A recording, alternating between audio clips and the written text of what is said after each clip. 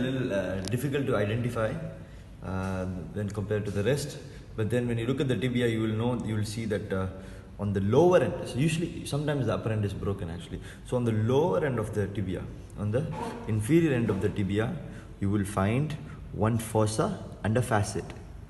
You will find one fossa and a facet. So what you do is you hold the fossa and your facet with your thumb and your index finger like this, and you stand it up. Now you will see that the fossa actually comes on the posterior side. The fossa comes on the posterior side. Set it in the fossa in the back, and the facet comes on the anterior side. And both of them are medial. So the fossa, and the facet, and both of them are medial. So this fibula is actually the fibula of your left leg. This is the fibula of your left leg.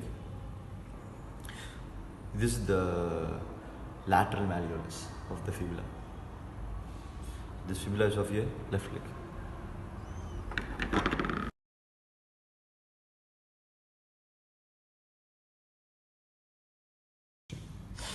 Okay, so now we look at the sternum.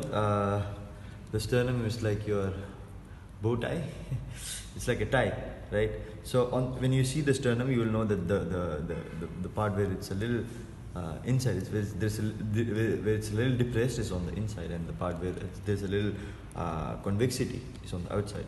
So when you look at the sternum, you will see the sternum is made up of three parts, or three different things. This is the body of the sternum, xiphoid process, and the manubrium.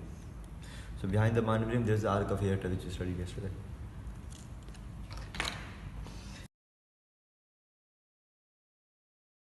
So here we're looking at the vertebral column. So the vertebral column is, this is the sacrum, right? This is the sacrum, and obviously this is on the posterior side.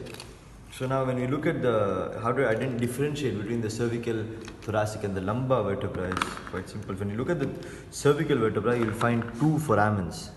You'll find two holes, two foramens in the cervical vertebra. Okay. Then when you look at the thoracic vertebra, you will see that the spine is very prominent. The spine, you will find a very thin spine. It's on the posterior side, obviously. The spine is very prominent on the thoracic vertebra. So this is also cervical because you have the foramen. In the thoracic vertebra, you have no foramen there. When you look at the lumbar vertebra, you will see that the spine is actually quadrangular. It's like a rectangle. It's quite quadrangular, and so then you know that this is the lumbar vertebra. And the sacrum is obviously easy to identify.